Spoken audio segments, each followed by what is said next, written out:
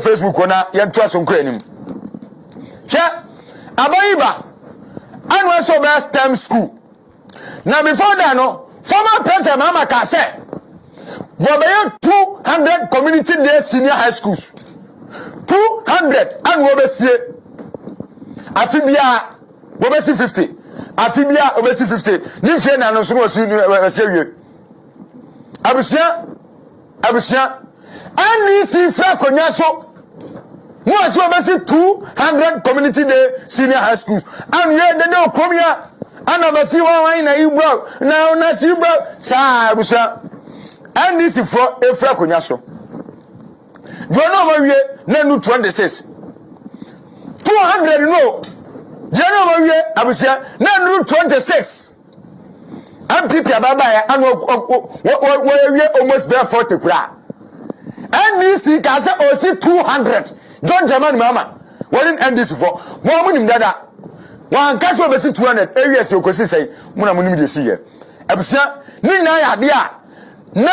ayawra wo semen kontompo enabraba NDC for di che Ghana for na Ghana for to abeti o mo ntimi anya sa aduma no ababa ya anu so be STEM school abusia edan wo hye na the STEM school ne toto community day school na to be saban no go bi say papa say e bi de because edan wa yes was our STEM school no abusia wo sha utumi say yes edan panie enye bi ni NDC de no msi community day no utimi say difference no so na me be mo hye abomosu de no na me de be example ha abomosu STEM school abusia na ukoshe dan pa ya dwiregu ho brosa yes ho ha na ucho betia NPP aban na akobu nsam de me se nyame bo chi ma pa adwuma aban wo ya na ukoto betia NPP aban a ese wu a nyame twa chi ma pa because infrastructure development aban wo dwiregu Ghana ha no it will take NDC 20 years to do half of it she abomosu where STEM school ebusiana wa premises wo na ka cho say Ghana ha unyini wu wa ni ka cho say Ghana ha unyini wu wa premises wa shedan ni edan yesisiasi ho tisi obi apartment yesisiasi wo so obi estate wo bewuram no na STEM school no kwan ya ban na fa so si no na we ubetimi dia to community day senior school ho sa edifice we ubetimi dia to community day senior school and this for city muram no ho shedan ya wan kasa do ni hwei e to sai blog ya udu ani hwei e to sai NPP abai where dey see abomosu nenya we nkwa almost about 10 ya trabete wo manu nyina aba ne gusu a wo ya adwuma we abomosu STEM school no ya ka ebini na wura mu a bibia biwom bibia intact a modern one and a banner sisi across the country we aba kono na abomosu de no abusia ya chew say saba NDC NPP abaya asesi ato aba party ese ato aba no no be form the government a NPP abaya eba ye nguma sia in terms of this diabet me effect that Ghana for mante NDC for anka say aban bia nuwa district bia obet me factory mante eti aka NPP for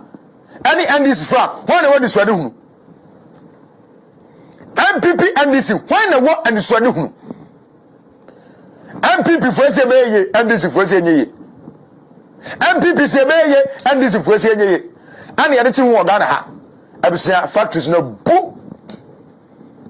yes sisi factories last year this is because be mi no na miensa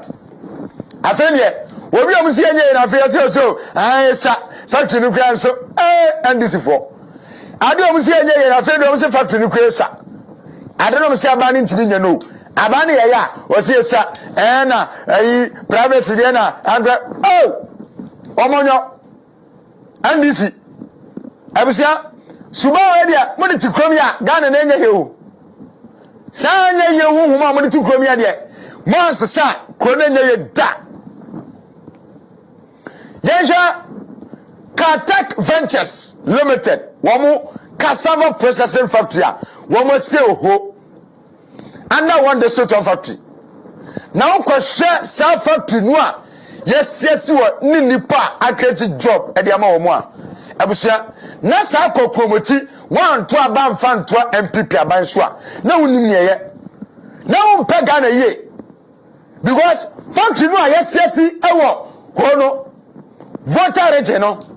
abusia adwuma ama mabunu anya bia yɛ ne nya adwuma ketewa wo be hwe factory no ane kwan a perifofo so asi no ane mfidi a yɛde agu hɔ ane boaboa ama wɔn mu a wɔn mu do wɔn ba nche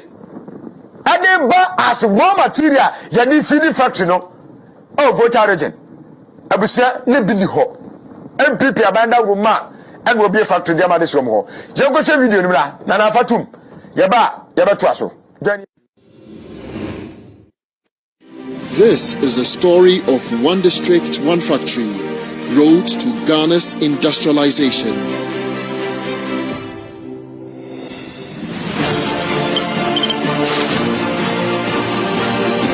Last time I called him because when he saw a free. Now, unfortunately, money and also Saturday money and I cry and penny for. Inti ohene ba media emede say BBC akos na dia me didi ka me pese me kan say one ohene ba yetua ma awofo no. The question is omo yetua ma omo na nso omo ani so anase omo ani nso maka asem we wa hada say ehianfo ne ahokire omo ho kire omo na eboni ai obi ho kire na oboa na omo a omunya bibi enye de also mutimi ye no omo na eni nkae enti se wahwa omo a omo ekọ secondary school free kra na awofo omo ko nkro nkituo mu a omo ho kire wo omo a ye aban ehwe omo ma free ama omo for daach no san para no ne omo awofo no na omunya akwanya bia no mudidi aban ne mpanimfo atem enti we ya ekoso yi ya kan se aban atua mankwara no obi a beka bato de ko down na kotie obi ohonoma omano se ono antua 50 cedis no ye ne e krom ne ane de beka se 50 cedis e bia eno lunch kra nti 50 cedis de ba ye mu bia ye nim ba bia ye free ni ba bia ye sha ase no ohene ba esombo but the point is enipa dodo se na be appreciate eno na e se ye hwe na enkwara no nso omanya sa opportunity ni emu bi enya sa opportunity no egaga kra bi ke ye drop out so when your opportunity I will say utilizing my second point I make and say eye sempeni for the omani ahwe so omu tu omore